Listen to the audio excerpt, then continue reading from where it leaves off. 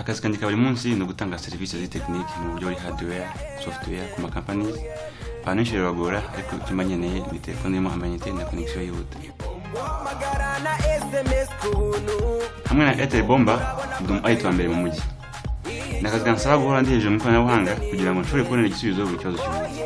Babwiye uburyo bashobora gukemura ikibazo ku telefone cyangwa se nkabohereza ubufasha bw'amashusho kuri WhatsApp.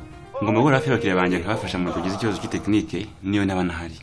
Nkeneye ndeba kandi nkadownloadinga ama video nka Skype n'abakiriya banjye. Airtel niyo nyine yashoboye gutuma nkora hejuru y'uduhanganye kandi nkomeza kwishimira akazi kanjye. Kubera Airtel Bomba ubu nshobora guhora mvugana n'abakiriya banjye. Wowe uzakora iki na Bomba? Streaming, downloadinga, chattinga, wongera uvuge na Airtel Bomba. Iyi ni pake y'igitangaza ku mafaranga 500 ku munsi, 3,000 mu cyumweru n'ibihumbi 10 ku kwezi. Uhabwa gigabyte yose buri munsi, ukanabasha guhamagara no kohereza SMS ku buntu ku murongo wa Airtel. Kanda akanyenyeri 456 urwego uhitemo Bomba Pack utangira uryoherwe. Airtel, umuyoboro wa telefone zigezweho.